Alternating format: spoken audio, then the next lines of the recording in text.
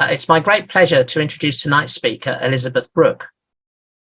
Elisabeth qualified as a herbalist in 1980 and studied Horary and Decumbiture with Maggie, Hyde and Geoffrey Cornelius of the Company of Astrologers, as well as counselling with Diana Whitmore and Piero Ferrucci, and that was at the Psychosynthesis and Education Trust.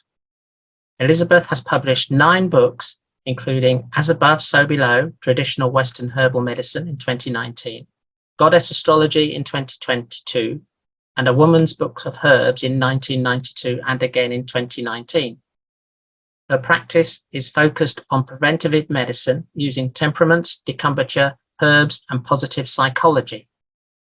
She lectures and teaches worldwide, including at the Greek Islands Summer School. And you can find her website at www.elisabethbrooke.com. In this talk, Elisabeth will show how astrology and herbs can be used to promote health and well-being, and she'll demonstrate that until the 17th century, astrology and herbal medicine were practiced together, but that subsequently medicine became a science and not an art, and the sacred was removed from medicine. Using material from her book, Western Traditional Herbal Medicine, Elisabeth will discuss the fascinating connections between herbal medicine and astrology, how and why herbs are assigned to certain specific planets, how astrology is used to determine sickness, and which herbs to take for minor ailments. Really looking forward to this, Elisabeth, and so it's over to you. Thank you. I will just share my screen. Right, astrology, herbs and health. Astrology can be used in 2 ways to treat medicine, to treat illness. When I practice astrology, I use the biopsychospiritual paradigm. And what that means is you take into account the body, bio, psychological, the emotions, social, your environment, your family, your background, and spiritual. And what discipline speaks to all of those? That would be astrology. Astrology ticks all those boxes because astrology talks about the body, astrology talks about the emotions, astrology talks about your family and also your environment, and astrology can also talk about your spirituality. So there are 2 ways that I use astrology in medicine. I'm a practicing herbalist, as Christine said. But the first way, and the way I'll be talking about tonight, is through natal astrology. And I don't use natal astrology to diagnose illness, but what I do is to work out the temperament and then to give people information about health, how to stay healthy, how to deal with conditions, and how to live a healthy, happy life. And from the natal perspective, what we look at is temperament. And to discover temperament, I'll show you the calculation later, we look at the ascendant and the moon. Decumbiture, which is a branch of Horary astrology, looks at sickness. So that's the difference. I don't use the natal chart to look at sickness. I use the natal chart to look at health, whereas the decumbiture is there to look at sickness and to diagnose and also to prescribe medicines. Okay. Temperament, and what temperament will also give you is constitutional remedies. What decumbiture will give you is specific remedies, so sources. Obviously, the practice of humoral medicine goes back to the Greeks. It goes back to Hippocrates, through Hippocrates to Galen to the Byzantines, and then back to Italy. But the kind of astrology I use comes from the golden age of astrology in the 17th century, which would be William Lilly here, Christian astrology, and also Nicholas Culpeper. That's his astrological judgment of disease. And both of them go into a lot of detail in their books about how you use astrology to diagnose illness and how you calculate the temperament. Because in those days, astrology and medicine, which in those days was obviously herbal medicine, were bedfellows. They were both used, and all astrologers had working knowledge of herbs, and herbalists had a working knowledge of astrology. So the two went together. So those are those two sources. And if you want to look up and study this, both of these books are online. You can find them easily if you just Google their names. Okay. The other sources I'm using are two of my books. Traditional Western astrology is Western herbal medicine, rather, it has more astrology, so it covers the basis of the four humours and how you work with them. The Women's Book of Herbs is more herbal, but it does have a little bit of it has the herbs are organised in terms of astrology. So if you didn't want to go into it too deeply. Okay, so how do you start? The building blocks of working with astrology and medicine is the four elements, and people working with astrology will be familiar with them, but the way we use them in the body is quite different. So water is the phlegmatic temperament. And water, if you think about the nature of water, water has no boundaries. It flows. It's cold and wet. It's very reactive, and it transforms itself. Water can transform itself from ice into steam. It dissolves things, and you can dissolve things out of it. It's very fluid, very open. If you're on water, say, for example, if you're sailing, the only way you can orientate yourself is through earth. You can't, or through the sky, through the stars, but you can't orientate yourself in water because there are no boundaries. It just fills in the available space.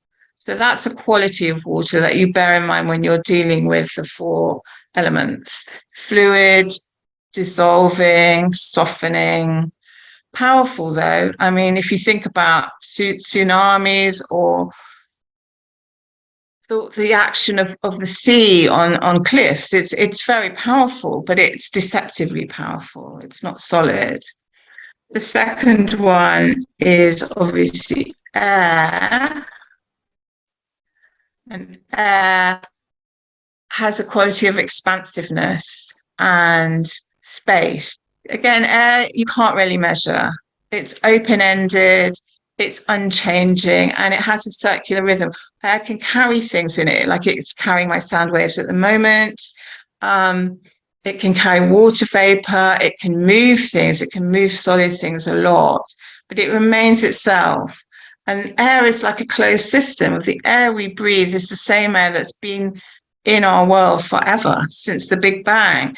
We breathe in oxygen and we breathe out carbon dioxide, and the plants breathe in carbon dioxide and they breathe out oxygen, and it just circulates, but it doesn't really get affected by things. Air is quite cool and it's quite detached. And so it can carry things, but it doesn't really get involved. Very different is earth. Earth is solid. Earth gives us structure. It gives us time. It gives us solidity. Earth is cold and dry.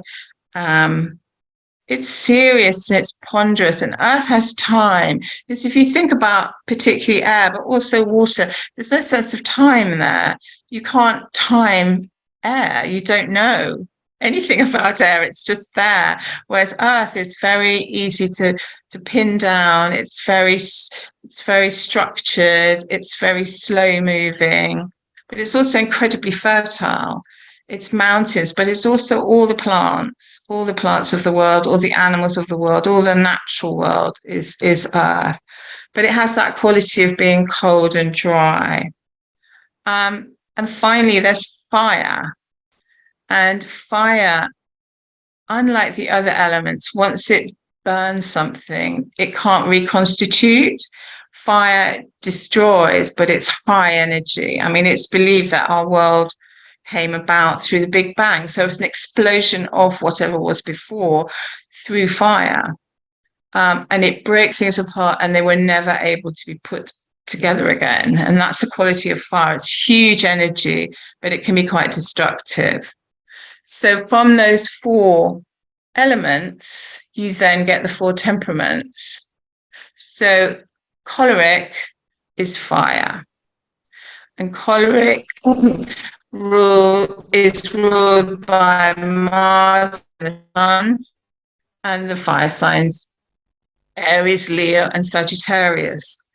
So if you think about Mars and the Sun, they are very high energy, very passionate, very consuming, very driven. And you could argue that all the fire signs are the same. And Mars rules the muscles of the body. The Sun rules the heart of the body and also the spinal cord, so the back. Mars also rules hemoglobin in the body. So it's like your iron, because those of you who've ever had anemia know how that makes you weak. So Mars gives you that strength and that energy and that fierceness. And the Sun, what the Sun gives us in a chart is your vital spirit. The vital spirit it's like chi or prana in other systems. It's that energy, the inherent energy that you're born with.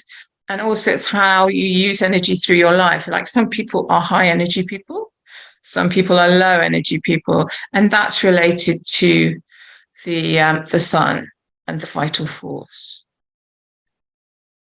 Melancholic, as we discussed, it's Earth, Saturn, and Mercury. And quite often modern astrologers are a bit surprised that Mercury is a melancholic planet, but I think it fits very well because it's got this ruminatory kind of sense about it.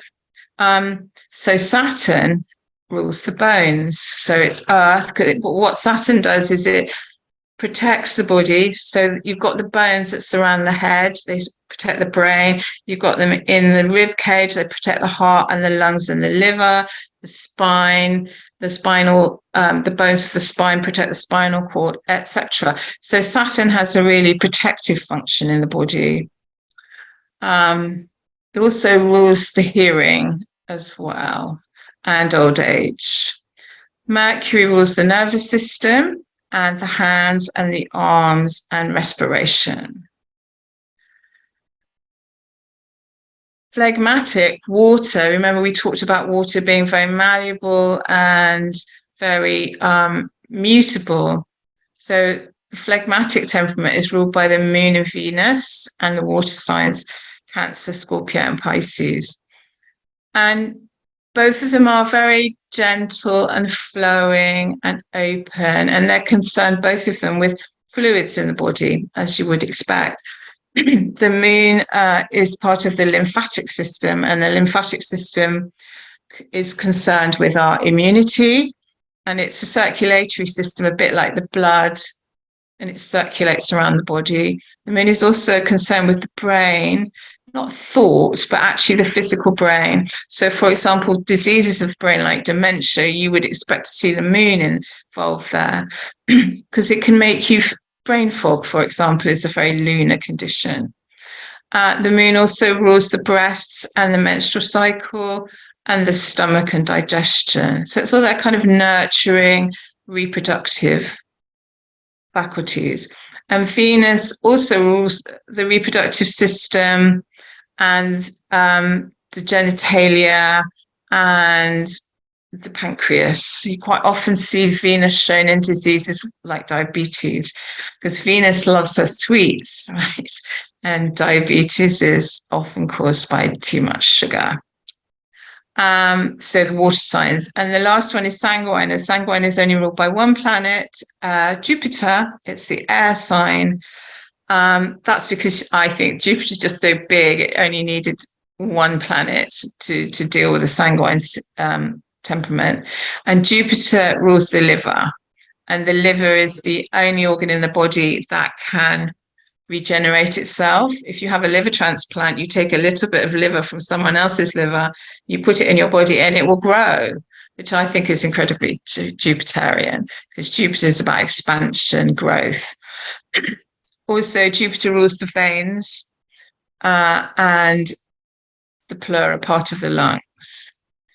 And obviously the air signs, Gemini, Libra, and Aquarius.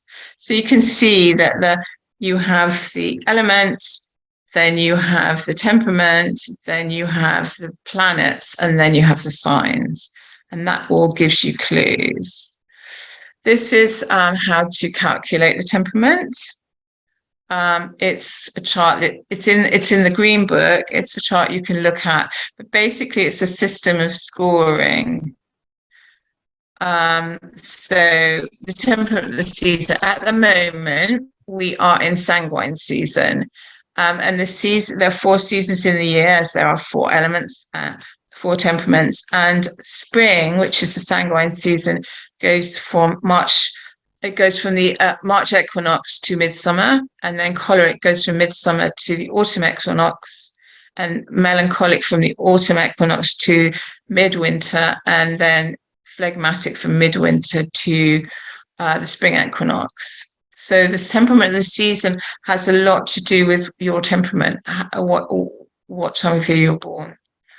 Also, the temperament of the ascendant sign, because your ascendant represents the part of you that goes into the world, and it's your physical body, and your ascendant will show what you came into the world with. It's the first interface that you have with your body. And the thing about the ascendant is that how you relate to the world is how the world relates back to you. And that will affect your health and your well-being. So you take into account the temperament of the ascendant sign, and you also look at the ascendant ruler. The Almuten is the most powerful planet in the chart, and then you would also look at the moon sign. So this is a way of calculating it. And this is what I've just said here. So you'd also look at the temperament of the moon phase as well. And the elements, yes. Okay. So this is an example. This is Elisabeth Kubler-Ross, that some of you may know, who wrote On Death and Dying.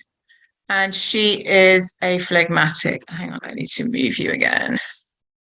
Where should I put you over here? Right. And what I did, you score. So she was born in the summer, so you score 2 for choleric. The ascendant sign is phlegmatic because it's Pisces. The temperament of the ascendant ruler, what rules Pisces, is Jupiter, and that's sanguine. The Almuten is Mars, so that's choleric. The temperament of the moon sign is Cancer, so that puts that there. And the moon phase, and the temperament of the ruler of the moon is also phlegmatic. So you can see she's a phlegmatic person. And one of the things about phlegmatics is that they're very gentle, very emotional people, and they care. And Elisabeth Kubler-Ross, as you may know, she was moved to work with the dying because she was working in a hospital, and terminal patients were just pushed to one side and ignored, really, because they were seen to be a failure by the medical profession. And she developed a system, and she talked to them, and she recorded their feelings, and it was all driven by compassion. And what you have in phlegmatic people is like that element of water, is that they care, they're kind, they're full of love, and they are often found in the healing professions, but particularly in things like nursing, where or carers, where that soft carers happen. Your surgeons would be more Martian, but carers. And interestingly, the 3 women who've worked with the dying are all phlegmatic. So Elisabeth Kubler-Ross, also Cecily Saunders, who started the hospice movement, and the woman who started Sold Midwives, Felicity Warner. They are all phlegmatics because they were all drawn to suffering, really. So that's phlegmatic. Okay.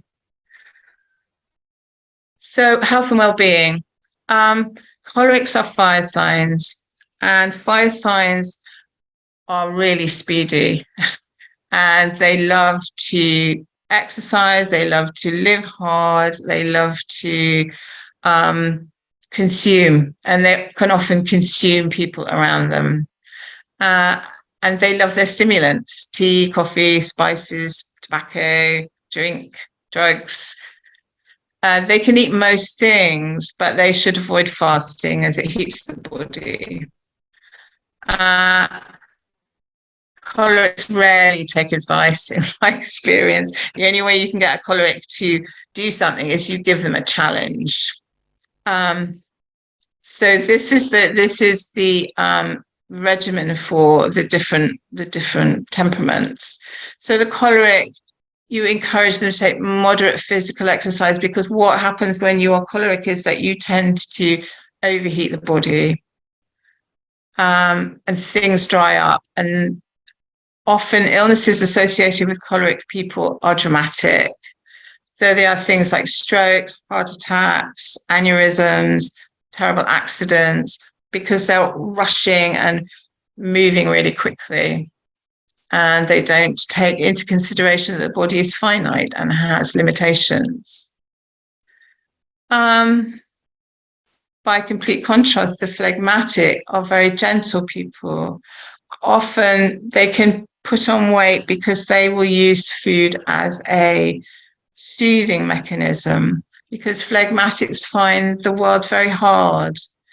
We don't live in a culture that's friendly to phlegmatics. In fact, mostly people who are very emotional or very gentle are not valued, except, in caring capacities. So phlegmatics can find the world very difficult.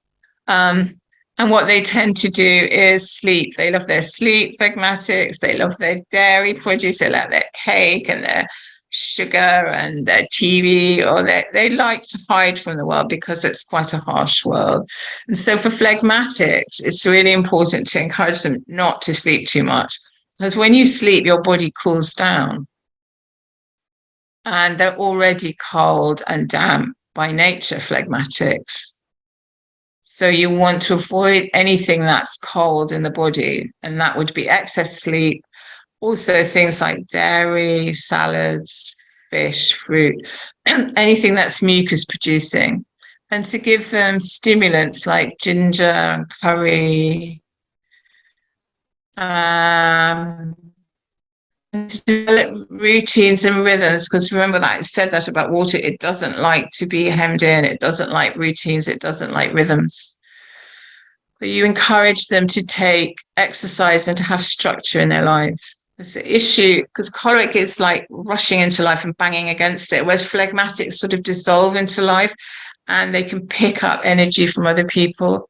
And by giving them routines and rhythms, you can help them to build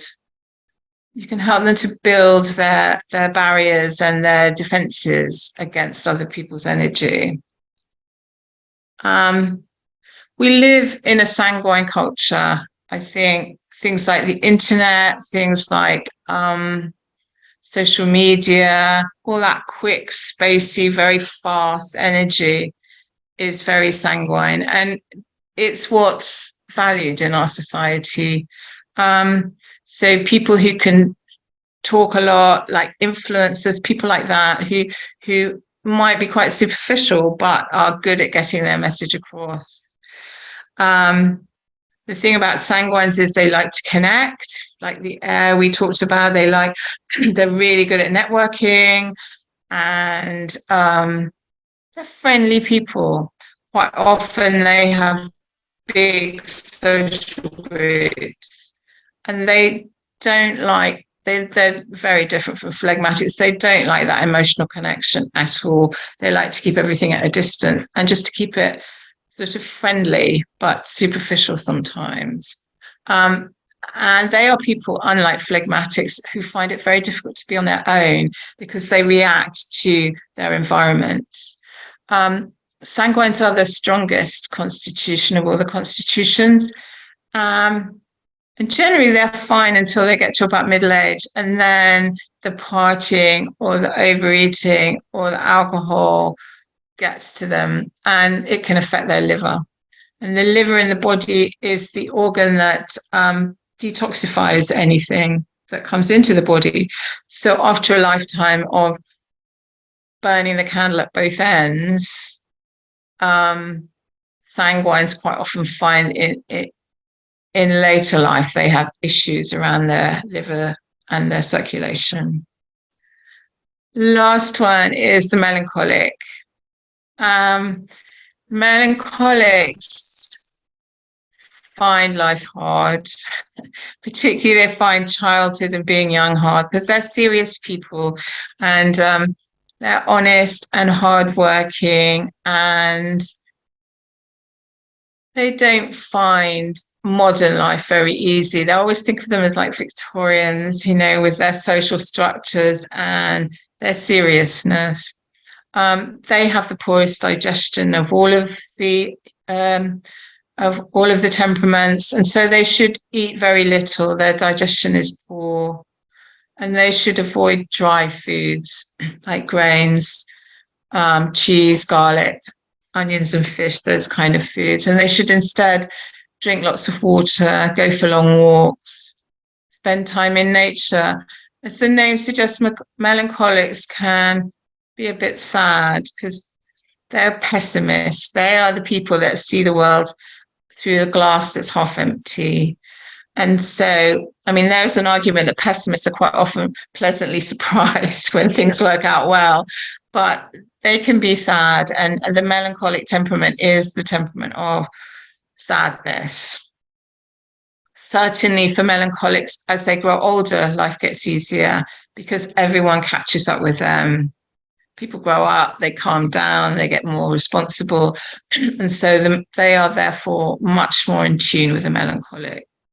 Very good for melancholics to spend time in nature. And in fact, one of the things I often suggest for my melancholic patients is to take up gardening, get an allotment, or walk in nature so that they connect with the natural world, because that's really important to them.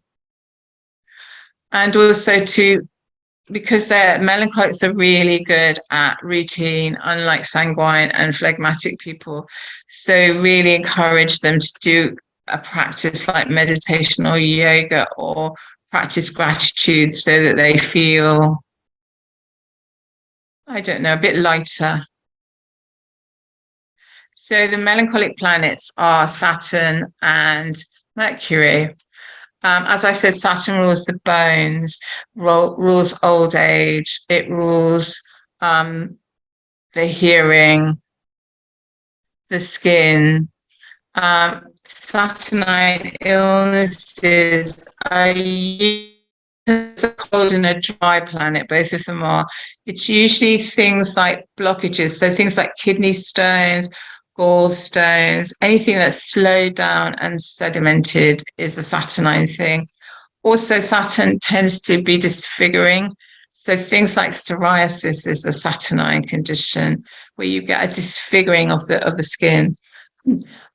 Also, you will get things like osteoarthritis or curvature of the spine, those kind of conditions. I've seen with Saturn eating disorders as well, because one thing about Saturn is it's about self-denial, and I think that's some of what eating disorders are about. Mercury rules the nervous system, so it's about how we communicate, how we speak. So obviously speech disorders, anxiety, insomnia, those kind of things. Any diseases of the hands and the arms. And also with the moon, conditions of the brain, thinking. Okay. So what you get then is you get the planets, and the planets rule herbs, which is a wonderful system, I think. So these are 4 examples of herbs of Saturn and Mercury. One of the most powerful branches of herbs are mushrooms, and this is, let's see if it's working. Yeah, turkey tail mushroom. But all of the medicinal mushrooms are ruled by Saturn, and mushrooms are incredibly interesting plants because they're not plants. They're a mixture. They're somewhere between plants and animals. It's like if you buy mushrooms in the supermarket and you stick them on in a sunny window, they will absorb vitamin D, but they're not kind of alive yet. They are alive. They're doing something physiologically. Anyway, mushrooms work really deep in the body. This one, turkey tail, is used alongside chemotherapy and radiotherapy and cancer treatment. It's also psilocybin, which are the magic mushrooms, have been used in lots of trials for depression. They've had absolutely stunning results for depression. Also, again, it's for cancer treatment, but in a different way to look at ancestral patterns. Generally speaking, mushrooms, which are collected in January, February, they are very deep acting in the body and they build the immunity and they strengthen. And that's very Saturnine, I think. They grow in dark places and dank places. And they're very deep acting. The other Saturn plant, this one is comfrey, which is flowering right now. This is white flowered comfrey, but you can also get blue and purple flowered comfrey. Comfrey is a wonderful remedy for the bones, for things like arthritis, for sports injuries, for pulled tendons and ligaments. You use it as a herbal tea or as a poultice. And you can use the root as well, which is good for gut problems. And comfrey is another one of those deep acting plants. And it's a constitutional remedy for melancholics, especially the Saturnine branch of melancholics. This is lavender, which also is probably not quite out yet. You remember I said that Mercury was the planet of the nervous system, and lavender is such a brilliant remedy for the nerves. The lavender water, which is the flower water of lavender, or the essential oil, it's a bit strong for a tea. The essential oil is really good. It just calms the nervous system, soothes, it helps you sleep. It's good for anxiety. It's good for stress, which is what you'd expect for a herb of Mercury. And this one, another herb of Mercury, is fennel. And fennel is good for wind and gas and general nervous stomachs caused by anxiety. And it's a lovely one for babies, actually, very fractious babies who can't sleep because they've got gas. It's also really nice for the lungs and cough and conditions like that. So you can see that we start with the element, and then we get the temperament, and then we get the planets, and then we get the herbs, and it's all a continuum. And what I will mention at this point is that, as some of you may know, that the planets rule the different days of the week. Today is Thursday, so it's ruled by Jupiter, and Saturn's day is on Saturday, and Mercury stays on Wednesday. So if you're picking herbs and you want to pick them in tune with nature, you would pick them on their day. And also the day is divided into planetary hours. And again, you can, the first hour after daylight, after dawn, is ruled by the same planet as all the days. So at 6, whenever the sun rose today at 6:30, it would have been the day of Jupiter and the hour of Jupiter. So that if you're collecting herbs, well, you'd collect them at 7 hours after dawn, when you're in the same hour as the planet of the day. And that gives it especially a powerful usage. And I like that idea because it connects everything up. And the green book I wrote, it's called As Above and So Below. And I feel that that's what's so brilliant about astrology, is that it connects the planets and the body and nature, and it's all a wonderful rhythm that you can tie into. Right. Phlegmatic planets, the moon and Venus.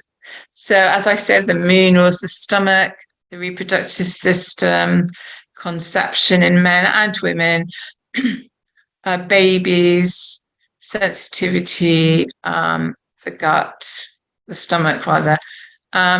Also, the moon often shows where someone goes when they're under stress and how they deal with stress and trauma. It shows their emotional life or lack of it, or how they relate to emotions. So the moon will always give you information about the psycho bit of biopsychosocial, spiritual treatments. So always look to the moon, because obviously the emotions affect body profoundly.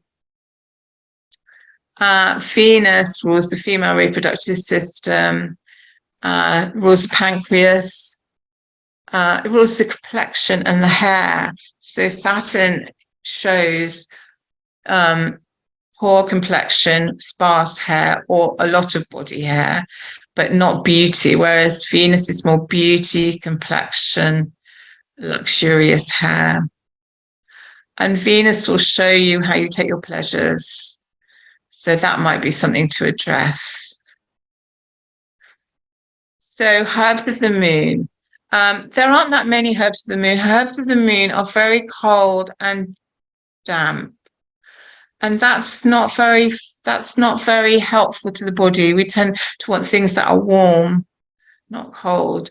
So herbs of the moon, we've got two here.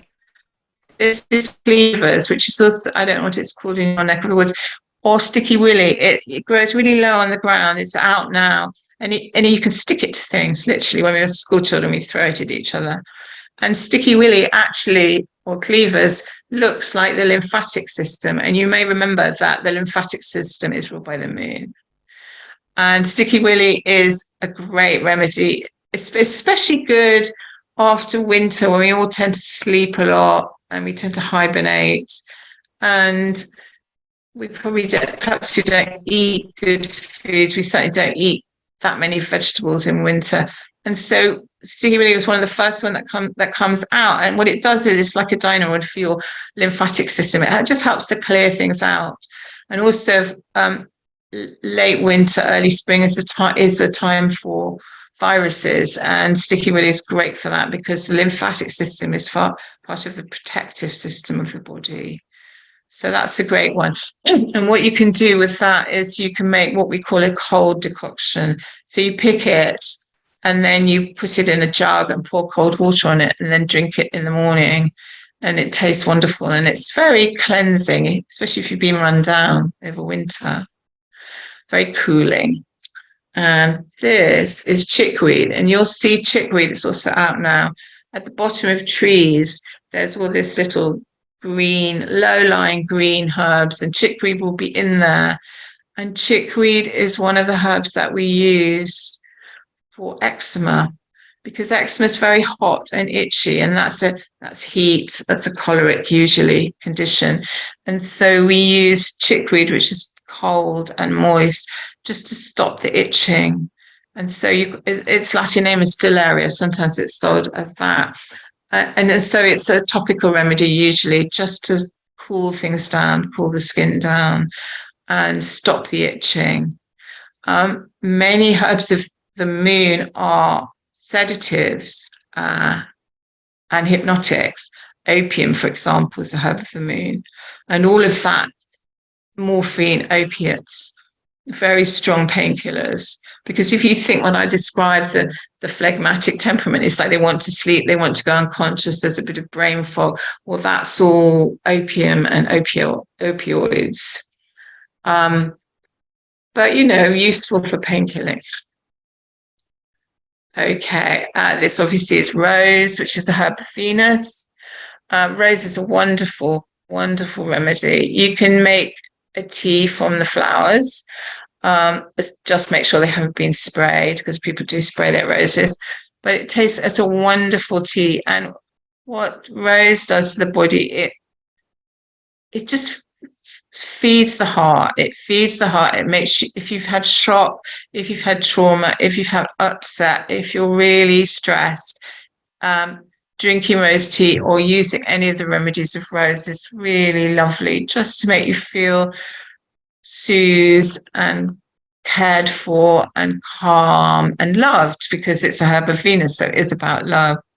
And one really nice recipe or way of using rose, if you've got lots of roses in your garden, is to get a jar and fill it 3/4 full of honey, and then fill the jar with rose petals.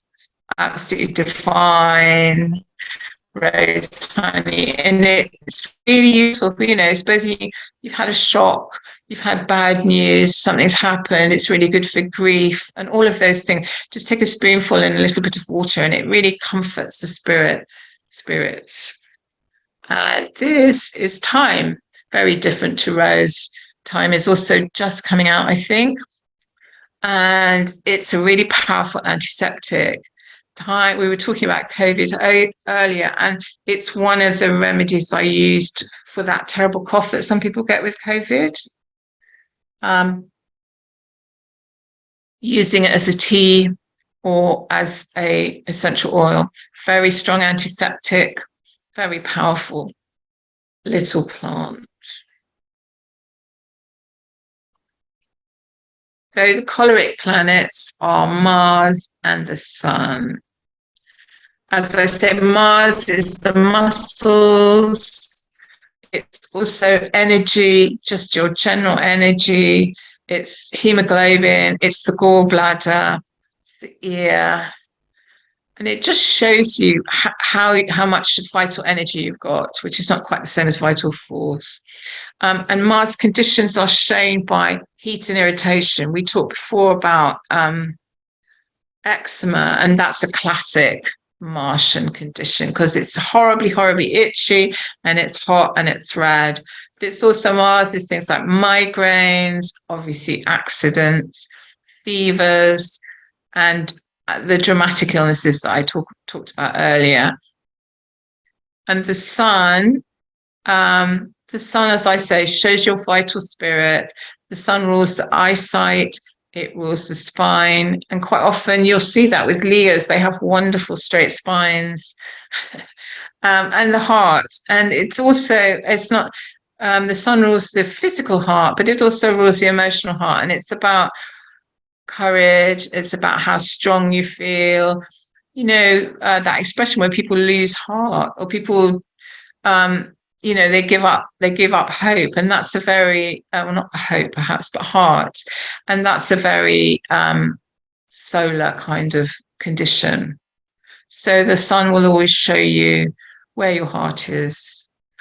Herbs of the sun and Mars, generally speaking, this is nettle as a herb of Mars.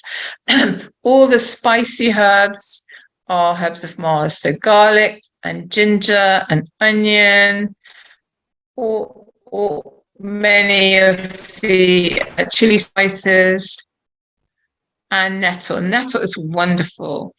Nettle is a really strong herb to stimulate the kidneys. It's full of iron, so it's one of the remedies you can use for anemia. It's really good for things like hay fever, and it just boosts your energy. And you'll see that the little seeds here, which you can pick late, maybe they'll be, the first lot will be out in maybe a month or so.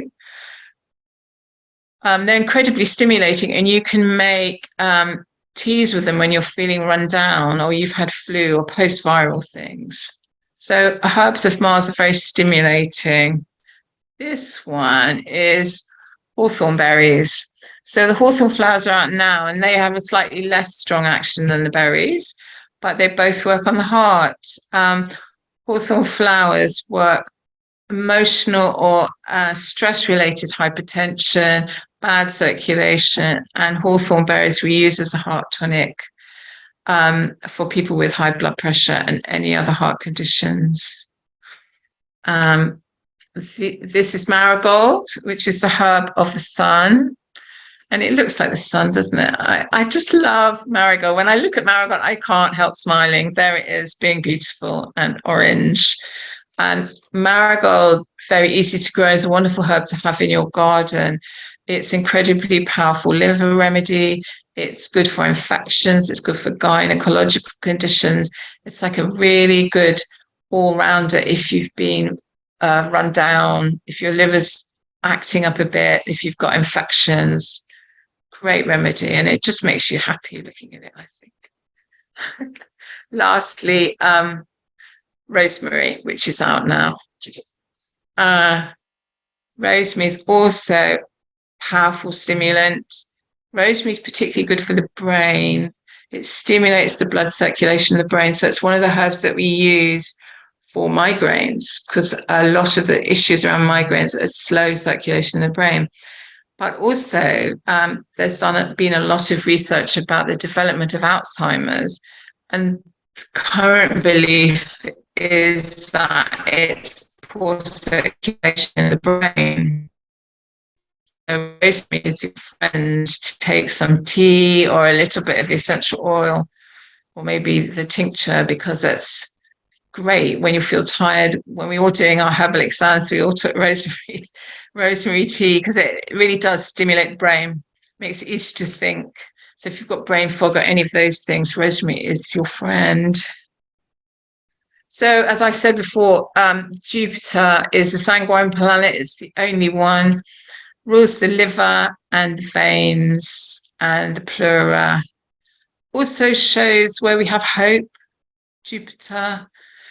And as I said, we are in sanguine season. And I was speaking to someone the other day, and she's a gardener, and she's saying, yes, in spring, you always have hope, because things have not gone wrong yet. You haven't had lots of rain or lots of sun, or the seeds not germinate. It's like a time of hope. And I think that's very, very sanguine.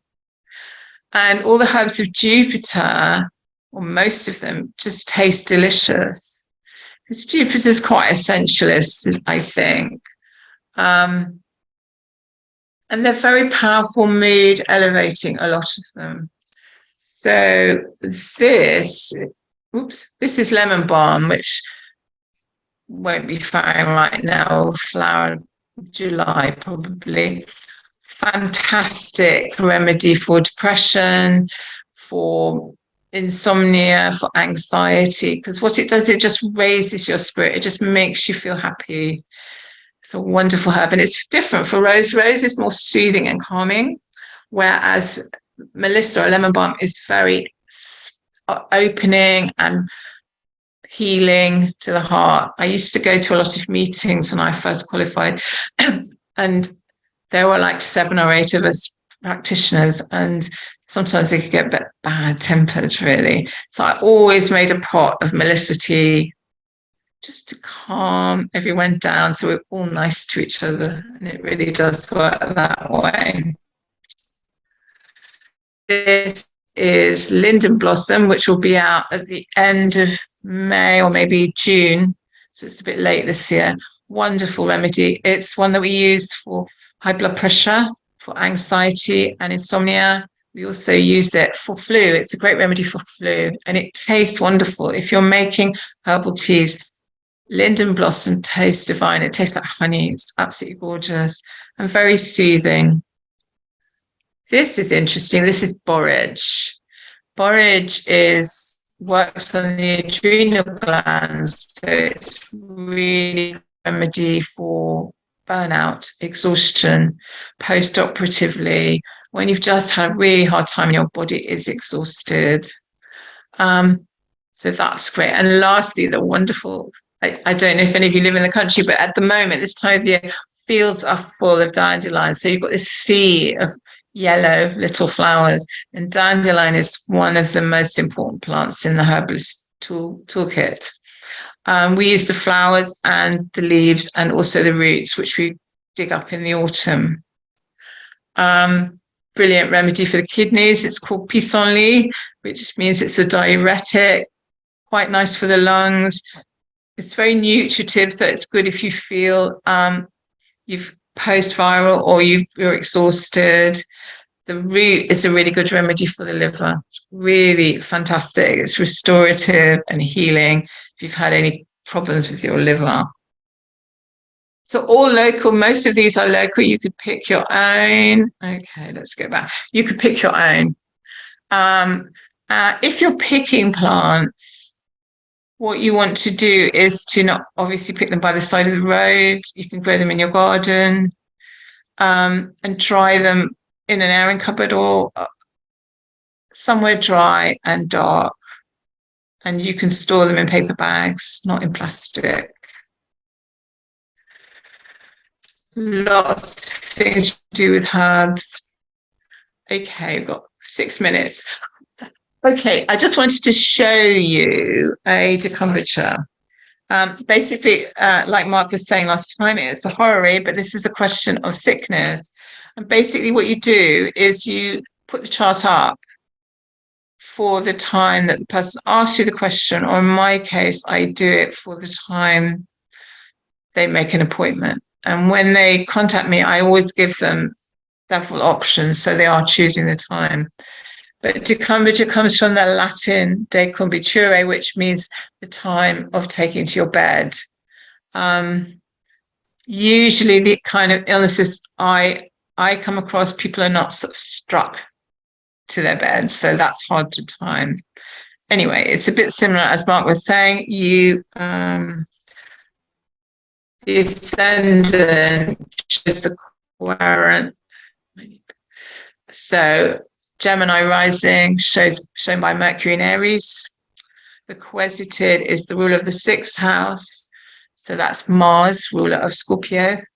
And also you look at planets in the 6th house. So the moon is in Sag, Mars is in Sag, and Jupiter is in Scorpio. And from that, you can diagnose. What I find very interesting as a practitioner is that the 7th house of a decumbiture will show you the practitioner. So some people want you to encourage them. Some people want you to give them tasks to do, the melancholics. Some people want sympathy. Some people want good news. It's really good looking at the descendant to find out what they're looking for. And the 10th house should show you something about the medicine. So what you're doing when you're diagnosing, you take a bit from the ascendant, a herb of Mercury. You would take a bit from the 6th house, so Jupiter, the moon, Mars, a bit of that, and you would make a mixture of all that. A bit more complicated, but that's basically it. And this was I was doing some workshops a while ago, and she was a student, and she was writing. I think she was writing her master's thesis, so she was very stressed. And she went for a shiatsu treatment, and then she got really ill. She got tonsillitis, and so she emailed me and she said, "What can I do?" So this is what I did. I gave her dandelion root, which is Jupiter, meadowsweet, which we didn't see a picture of, also Jupiter, cleavers, which you remember is the lymphatic system, and white horehound, which is a herb of Mercury. And as it was an acute disease, I gave her 10 drops every hour. And this is what she said, which is great. And if you've got my green book, I've written about this case in a bit more detail. But she was impressed because looking at this prescription, it wouldn't necessarily be what you'd think to give someone with her symptoms. But she said, I was so impressed by the accuracy of the astrological reading and the speed of recovery. Swollen tonsils, difficult and painful swallowing, piercing left earache, remember that Mars, loss of voice, exhaustion, joint pain in fingers, etc. And literally, it was a tinctures. So that's an alcoholic extract of herbs mixed together. 45 minutes after taking the tincture mix, every 10 minutes, voice regained, able to swallow and eat without pain. She was very impressed, and so was I. So that's how you'd work with a decumbiture. So this is me, and I also blog on my website. I just did one actually comparing a sanguine and a melancholic herbalist. If anyone is interested, it's very interesting, their lives. I'm also talking at Hawkwood, which is in Stroud, Gloucestershire, this, 13th to the 16th of July, and you could just pop in. There'll be herbalists doing their herbal things and selling plants and books and all sorts if you're interested. And that is the booking thing. And this is it. Oh yeah, how to find herbalist. Herb walks. Most herbalists, I'm sure there's herbalists around where all of you are, do herb walks. And that's a really good way to just get a sense of herbal medicine and how it's used and how to identify things and just find out. Because honestly, there is a medicine chest. There is a medicine chest around in the fields and in the hedgerows and in the woods. It's all there. So herb walks, that NIM is the National Institute of Medical Herbalists, which was established in 1864. So it's been going for a while. They will point you to your local herbalist who probably does herb walks. Also foraging, for those of you that are interested, it's a way of picking herbs from the roadside, picking herbs in nature, picking plants in nature and making food for them. There's a whole association in the UK, and I'm sure that elsewhere. And these are local UK suppliers. Right, what else did I say? Oh, my books. Right. These are my books. The ones I talked about today were these two, which are basic herbal. This is more gynae. This one is the history of women in medicine. That's my latest one, Goddess Astrology. And my publisher are giving a discount until Sunday. Thanks ever so much for everybody who's contributed. Special thanks to Elisabeth. She's not here now, I know, but a really interesting talk again. And thanks everyone for coming along. And hopefully we'll see you back in a month's time to speak to Dr. Mark Williams.